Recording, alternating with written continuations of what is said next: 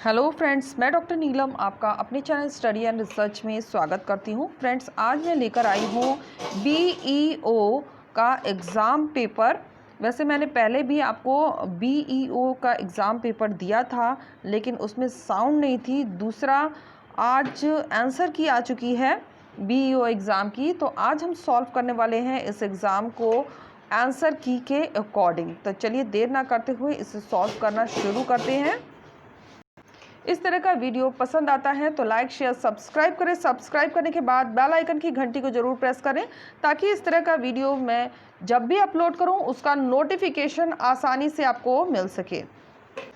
इससे पहले भी मैंने बहुत सारे ओल्ड पेपर सॉल्व कराए हैं, तो अगर आपको ओल्ड पेपर ढूंढ रहे हैं नेट का, पीजीटी, टीजीटी का, तो आप मेरे चैनल पर आकर देख सकते हैं। इसके प्लेलिस्ट क्रिएट किए हुए हैं, उसके लिंक आपको डिस्क्रिप्शन बॉक्स में मिलेंगे। तो चलिए सॉल्व करते हैं पेपर को। यहाँ पे सबसे पहले मैं आपको दिखा दूँ स्क्रीन पर कि आंसर की जो है ये साइड पर आपको दिख जाएगी। यहाँ पे आप देख सकते हैं, यहाँ आंसर की यहाँ से ले सकते हैं। इसके बाद ये ओपन करेंगे तो आपको ये जो दिख रहा है ब्लॉक एजुकेशन ऑफिसर, तो यहाँ से आप आंसर की निकाल लीजिए। ये जो आप आंसर की देख रहे हैं ये बी सीरीज़ का है। आपको मैं सारे आंसर की भी एक बार दिखा देती हूँ। वीडियो पॉज करके चाहिए तो आप इसे नोट कर सकते हैं। तो ये रहा सीरीज़ बी का है। और इसके बाद नेक्स्ट देखते हैं ये किस सीरीज़ का है। तो ये सीरीज़ है, ये सीरीज़ नंबर सी है। तो इसमें हम राइट करते जाते हैं। ये सीरीज़ सी चल रही है। एक बार आपको ये स्क्रॉल करके मैं दिखा देती हूँ। अगर आपको फास्ट लग रहा हो तो वीडियो पॉज करके इसे देख सकते हैं। और ये सीरीज़ है डी। इसे भी स्क्रॉल करके एक बार मैं आपको दिखा देती हूँ। और ये सीरीज़ है ए। तो ये आप एक बार देख सकते हैं। और जो मेरे पास पेपर मैंने सॉल्व कराया था वो सी सीरीज़ का था, तो उसी पेपर को हम दोबारा चेक करेंगे अकॉर्डिंग टू आंसर की। तो सबसे पहला क्वेश्चन है, फ़ारेनहाइट पैमाने पर तापमान 200 डिग्री फ़ारेनहाइट है, इसका मान सेल्सियस पैमाने पर क्या होगा। तो आंसर की के अकॉर्डिंग जो हमारा बन रहा है वो बन रहा है ए। तो हमारा जो हमने पहले टिक किया था वो बिल्कुल सही है। नेक्स्ट क्वेश्चन देखते हैं। यहाँ पे क्वेश्चन नंबर 2 आ गया है। यहाँ पे सूची दी गई है, उपाधियों का निषेध और धार्मिक मामलों के प्रबंध की स्वतंत्रता, अल्पसंख्यकों की भाषा का संरक्षण और शिक्षा का अधिकार, और दिए गए हैं अनुच्छेद। तो कौन सा किससे कनेक्ट होगा। पिछले वीडियो में हमने डी ऑप्शन करेक्ट किया था, और अकॉर्डिंग टू आंसर की भी हमारा ऑप्शन डी ही करेक्ट है। नेक्स्ट क्वेश्चन पे आ जाते हैं। ज़्यादा फास्ट लग रहा हो तो आप वीडियो को पॉज करके इसे देख सकते हैं। भारतीय संविधान के 54वें संशोधन के संबंध में निम्न में से कौन सा कथन सही है। तो जो कथन सही है वो हो रहा है अकॉर्डिंग टू आंसर की ए, जो कि हमने पहले भी टिक किया था। 1, 2 और 3 बिल्कुल सही है। नेक्स्ट क्वेश्चन लेते हैं।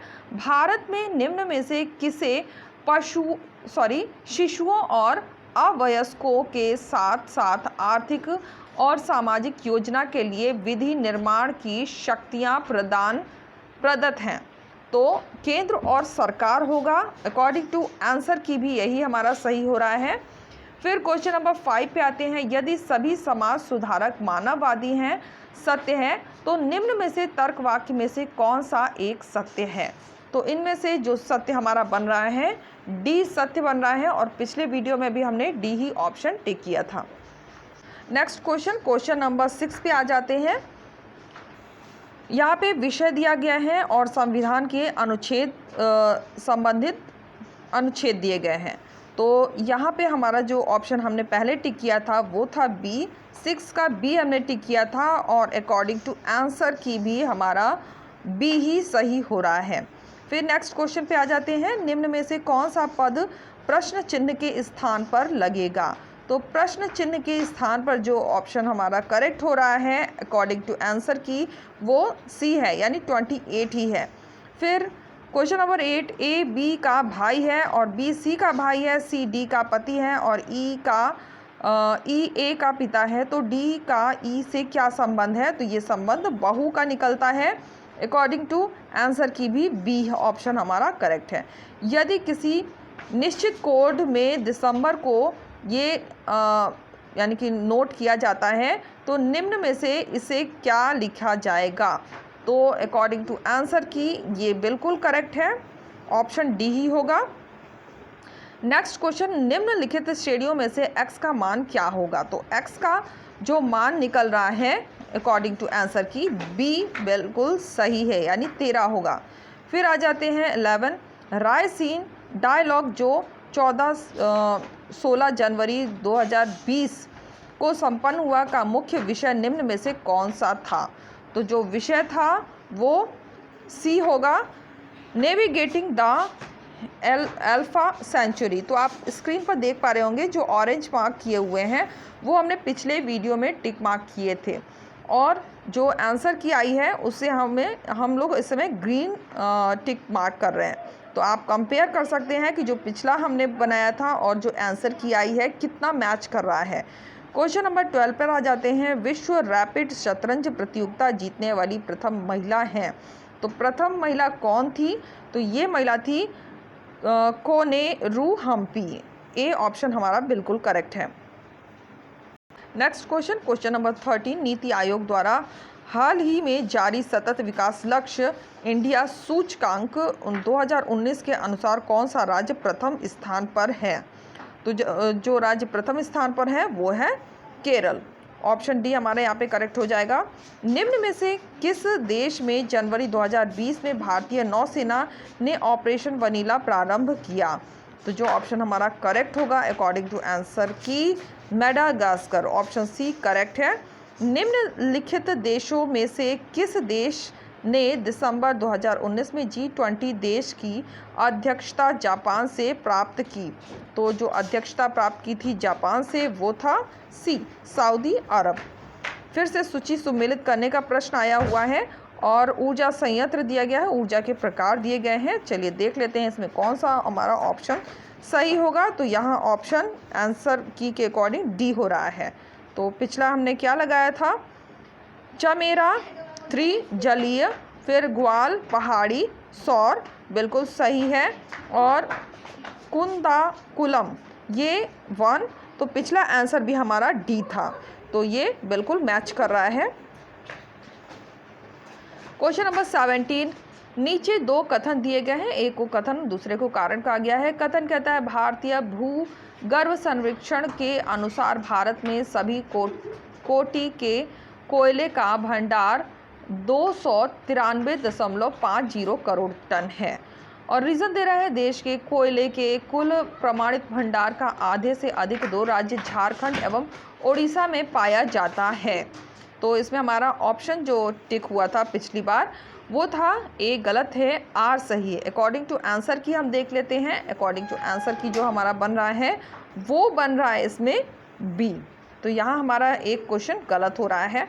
फिर देख लेते हैं, भारत में निम्नलिखित राज्यों में से कौन सा जनसंख्या की दृष्टि से द्वितीय एवं क्षेत्रफल की दृष्टि से तृतीय स्थान जनगणना पर है? तो इसका हो जाएगा अकॉर्डिंग टू आंसर की महाराष्ट्र दे रहा है और हमने मध्य प्रदेश टिक किया था, तो दूसरा भी गलत हुआ। अभी आ जाते हैं 1919 क्वेश्चन पे, जनजाति और अवस्थिति दी हुई है।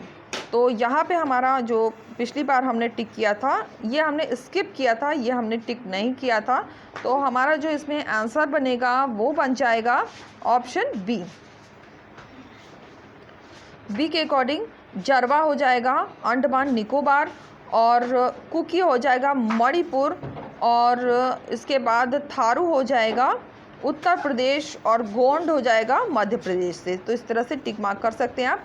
क्वेश्चन नंबर 20 पे आ जाते हैं। पिछला हमने सी टिक किया था और अभी जो आंसर की आई है उसके अकॉर्डिंग भी सी बिल्कुल करेक्ट है। तो सारे क्वेश्चन मैं दोबारा नहीं रीड करूँगी, आपको अगर इसे देखना है तो आप वीडियो पॉज कर लीजिए क्योंकि इसमें वीडियो बहुत ज़्यादा लंबा हो जाएगा। फिर क्वेश्चन नंबर 21 पे आ जाते हैं। भारत में नगरीकरण के संदर्भ में निम्न कथनों में से कौन से कथन सही हैं? तो इसमें से हमारा जो अकॉर्डिंग टू आंसर की करेक्ट हो रहा है वो सी करेक्ट हो रहा है। 1 और 2 दोनों ही होगा और हमने टिक किया था बी।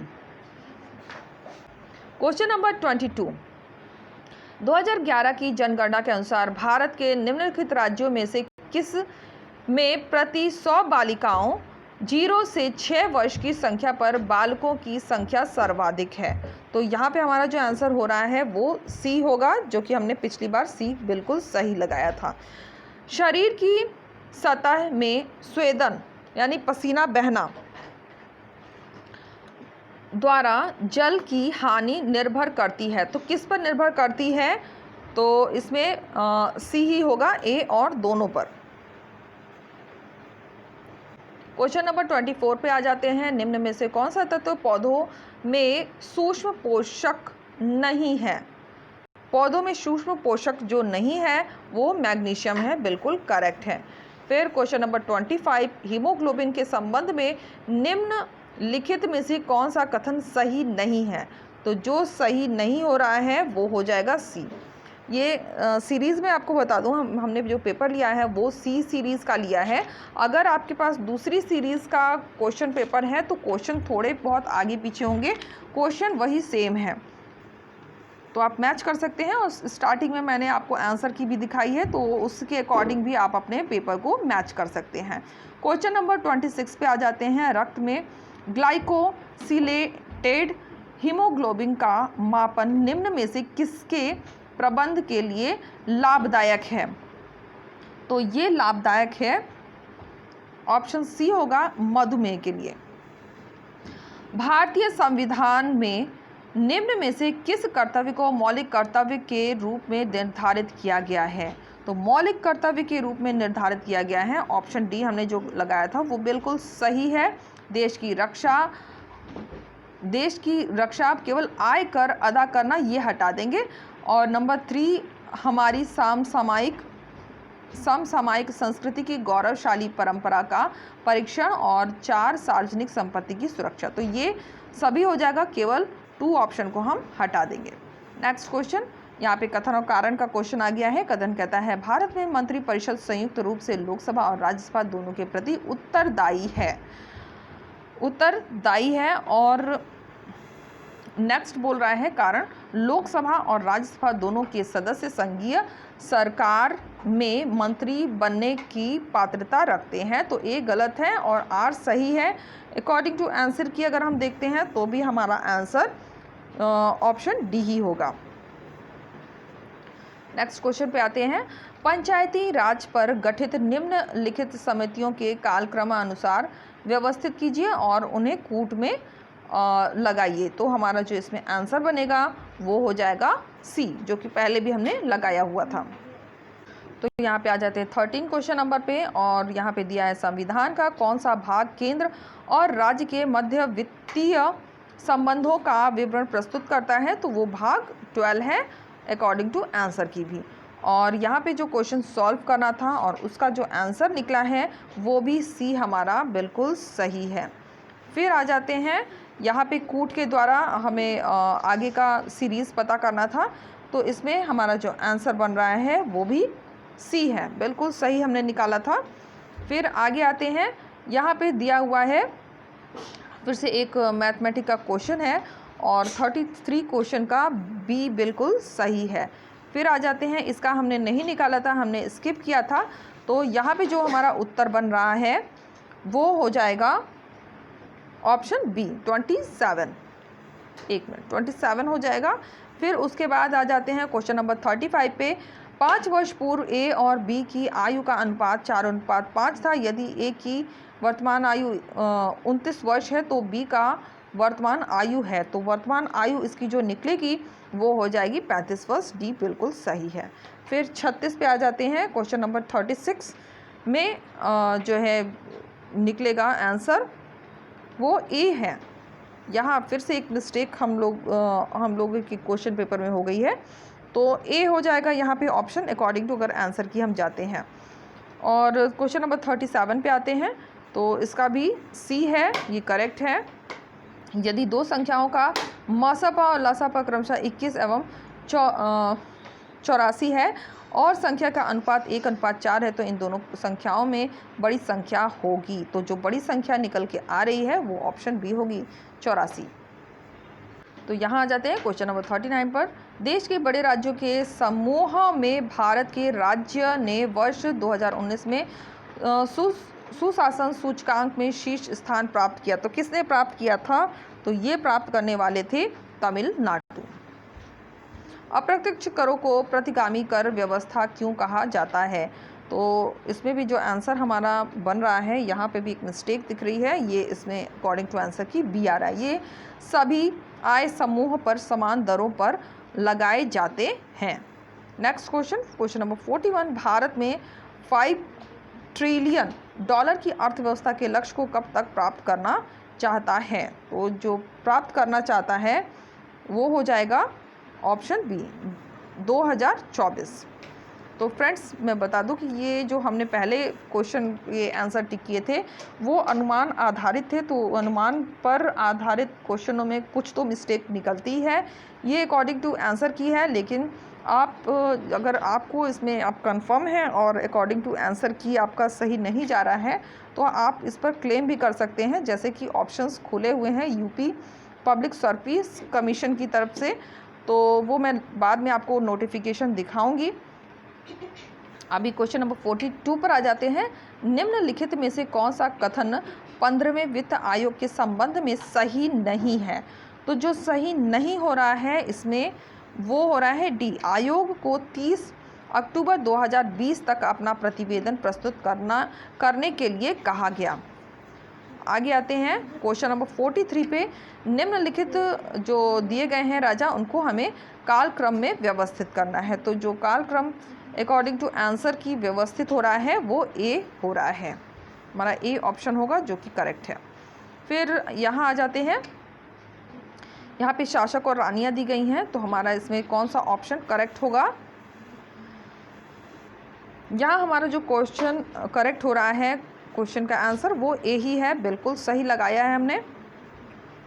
क्वेश्चन नंबर 45 पे आ जाते हैं और 45 में समाचार पत्र दिए गए हैं, संस्थापक दिए गए हैं, तो इसमें हमारा जो ऑप्शन करेक्ट होगा कौन सुमेलित नहीं है? तो इसमें जो सुमेलित नहीं हो रहा है वो है ऑप्शन सी। नेक्स्ट पे चलते हैं क्वेश्चन नंबर 46 पे और यहाँ पे सूची दी गई है ताजुल मासीर, कहाँ पे कनेक्ट होगा? तो चलिए शॉर्ट में ही देखते हैं। पिछले वीडियो में मैंने इसे कनेक्ट करके आपको दिखाया था। यहाँ पे केवल हम आंसर की के अकॉर्डिंग इसे मैच करते जा रहे हैं, तो इसमें हमारा ऑप्शन ए ही करेक्ट होगा, तो जो कि पहले हमने लगाया था। क्वेश्चन नंबर 47 पर आ जाते हैं। क्वेश्चन नंबर 47 में जो आयोग दिए हैं वो हमने अटैच किए थे और ये हमारा ए ऑप्शन बिल्कुल सही है। अगर आपको एक एक क्वेश्चन देखना है तो आप पिछले वीडियो को ज़रूर देखिए, उसमें हमने एक एक क्वेश्चन आंसर को पढ़कर उसे सॉल्व किया था। तो अभी केवल हम आंसर की से मैच करेंगे। क्वेश्चन नंबर 48 पे आ जाते हैं। कथन ए और आर्य समाज आंदोलन ने हिंदुओं में आत्मविश्वास और आत्म निर्भरता प्रदान की और कारक दे रहे हैं। आर्य समाज आंदोलन ने श्वेत जाति की श्रेष्ठता में विश्वास की जड़ों को कमज़ोर किया। तो यहाँ हमारा जो आंसर हो रहा है वो बी हो रहा है। ए आर दोनों सही है लेकिन इसकी व्याख्या नहीं दे रहा है और हमने ए टिक कर दिया था गलती से, तो यहाँ पे ये भी एक मिस्टेक दिख रही है। आ जाते हैं क्वेश्चन नंबर 49 पे। 49 में जो हमारा अकॉर्डिंग टू आंसर की बन रहा है वो हो रहा है ऑप्शन सी, यानी 1 और 2 दोनों ही होगा। चलिए नेक्स्ट पर चलते हैं। विलय का सिद्धांत के तहत निम्नलिखित राज्यों के विलय पर विचार कीजिए और उन्हें कालक्रम में व्यवस्थित कीजिए। तो ये दिया गया है और हमने आंसर जो टिक किया था पिछली बार वो सी टिक किया था और आंसर की के अकॉर्डिंग भी हमारा सी बिल्कुल सही है। फिर आ जाते हैं क्वेश्चन नंबर 51। गन्ने के उचित और पारिश्रमिक मूल्य निम्न में से कौन सा संगठन अनुमोदित करता है? तो जो अनुमोदित करता है वो है ऑप्शन ए करेक्ट होगा, आर्थिक मामलों के कैबिनेट कमेटी, हमने बी टिक कर दिया था। फिर आ जाते हैं क्वेश्चन नंबर 52 पे। यहाँ पे कथन और कारण का क्वेश्चन आ गया है। सूरजमुखी का तेल एक अच्छी गुणवत्ता का खाद्य तेल है, कारण दे रहा है इसमें असंतृप्ता वसा अम्लों की अधिक मात्रा पाई जाती है। तो अकॉर्डिंग टू आंसर की देख लेते हैं, ऑप्शन ए हमारा बिल्कुल सही है। भारतीय रिजर्व बैंक द्वारा 5 दिसंबर 2019 को घोषित नीति रेपो दर तथा रिजर्व रेपो का दर क्रमशः था। तो ये क्रमशः था, ऑप्शन सी हमारा करेक्ट होगा, 5.15 से लेके 4.9%। क्वेश्चन नंबर 54 पे आ जाते हैं। इसका मैं सीधे आपको आंसर बताती हूँ। इसमें जो अकॉर्डिंग टू आंसर की हमारा सही बन रहा है वो हो जाएगा ऑप्शन ए, और हमने सी टिक किया था इसमें पिछली बार। और क्वेश्चन नंबर 55 पर आ जाते हैं। सॉफ्टवेयर एवं बिजनेस प्रोसेसिंग आउटसेंडिंग उद्योग का सबसे बड़ा केंद्र उत्तर प्रदेश निम्नलिखित शहरों में से किस में स्थित है? तो ये स्थित है नोएडा, बिल्कुल सही लगाया है हमने। फिर उत्तर प्रदेश के निम्नलिखित क्षेत्रों में से किस में अन्न प्रथा का उस क्षेत्र में कृषि एवं वनिकी के विकास के लिए अभिशाप है? तो ये हो जाएगा बी, जो कि सही है हमारा। फिर आ जाते हैं 57 पे। यहाँ पर कौन सा सुमेलित नहीं है? तो जो सुमेलित नहीं हो रहा है वो हमने डी लगाया था और वही सही है। प्रतापगढ़, यहाँ पे अमरूद नहीं होगा, प्रतापगढ़ का ये गलत है।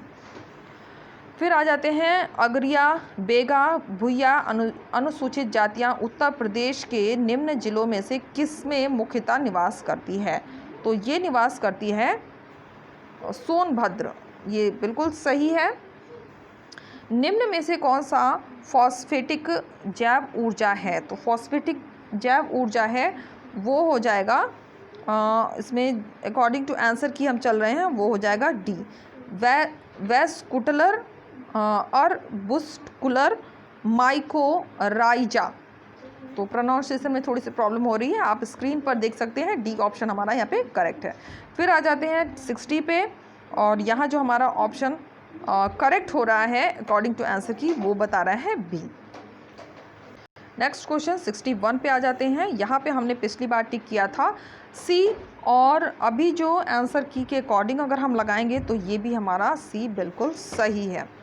तो मैच करते जाइए। अगर पिछले वीडियो में आपने आंसर्स अपने टिक मार्क किए हैं तो स्वच्छ भारत मिशन के संदर्भ में निम्न में से कौन से कथन सत्य हैं? सत्य कथन की हमें पहचान करनी है, तो हमने लगाया था सी 1 और 2। अकॉर्डिंग टू आंसर की हमारा होगा सी।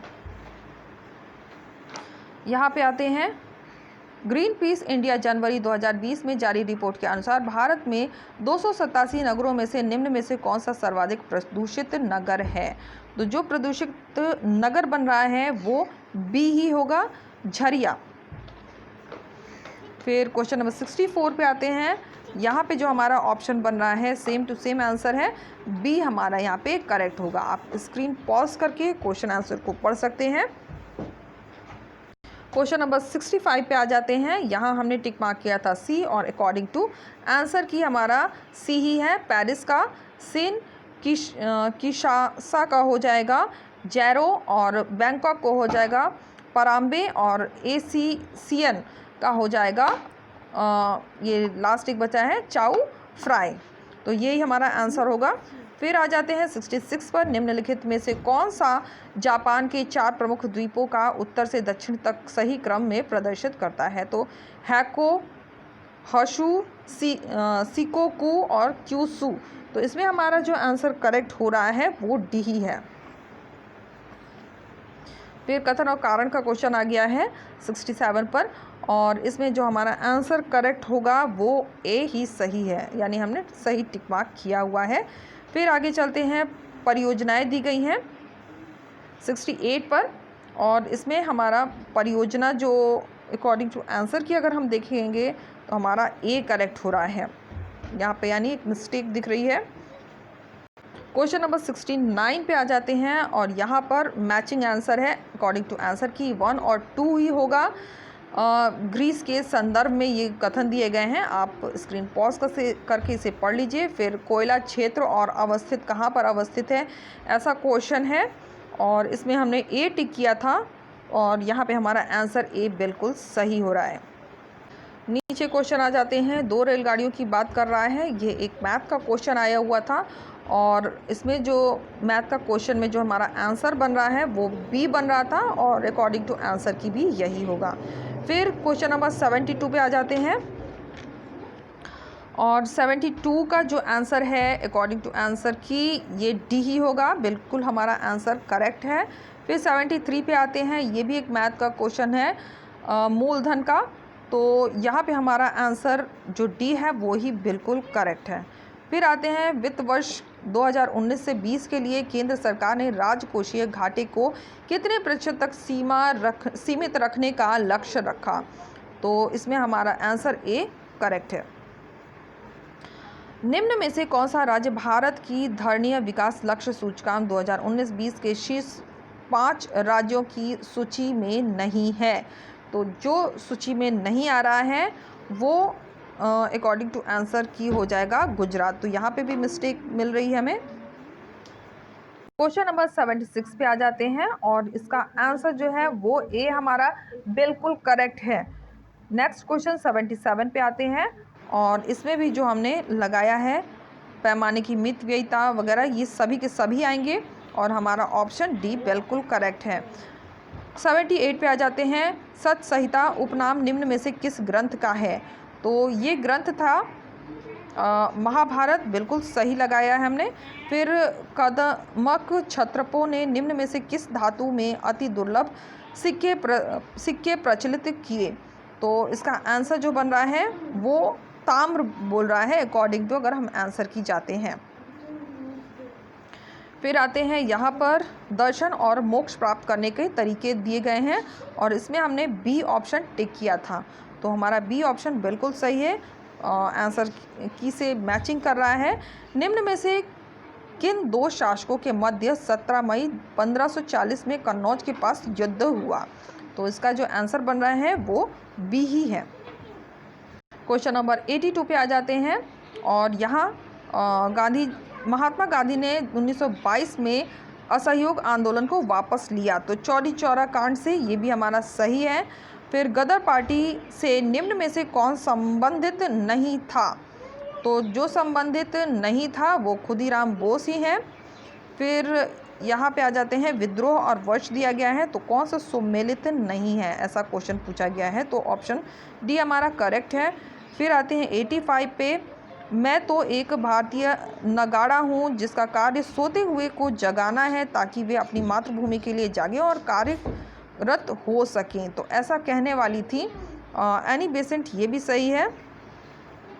निम्न में से कौन सा पोषक तत्व दलहन फसलों में गांठ गठन के लिए आवश्यक है, तो जो आवश्यक है वो होगा इसमें बोरॉन, यानी यहाँ पे भी एक मिस्टेक है, तो यहाँ पे 87 का हमारा 86 का सी ऑप्शन करेक्ट होगा। 87 पे आते हैं।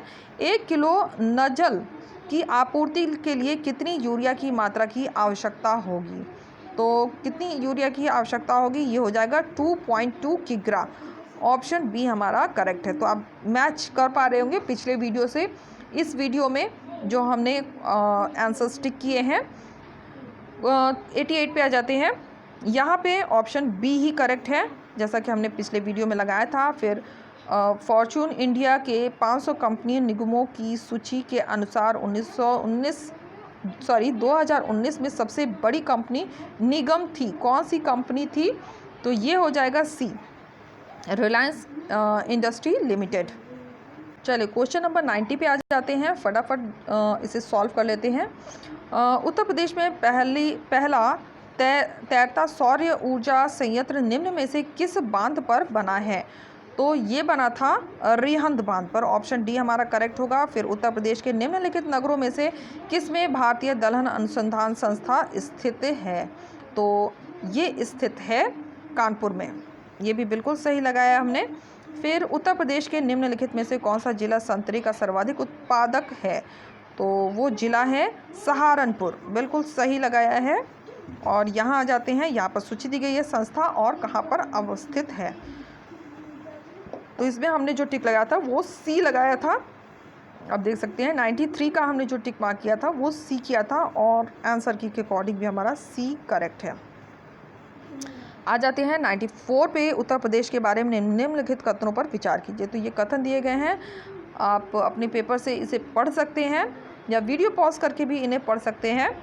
तो हमने बी टिक लगाया था पिछली बार, इस बार भी आंसर जो है वो बी करेक्ट है। उत्तर भारतीय शास्त्रीय संगीत का बाइबल ग्रंथ संबंधित है। तो बाइबल ग्रंथ किससे संबंधित हो रहा है? ये नाट्यशास्त्र ही होगा। क्वेश्चन नंबर 96 पे आ जाते हैं, कथन और कारण का क्वेश्चन है। अस्पृश्यता संरचना हिंसा का सबसे खराब स्वरूप है, ऐसा कह रहा है, और रीज़न दे रहा है अस्पृश्यता के चलन के का आधार धार्मिक स्वीकृति है। तो इसमें जो हमने ऑप्शन ए टिक किया था और अकॉर्डिंग टू आंसर की भी ए ही दिया हुआ है। फिर आ जाते हैं 97 पर, निम्नलिखित दो कथन दिए गए हैं। फिर से कथन और कारण का क्वेश्चन है, हम देख लेते हैं आंसर सीधे।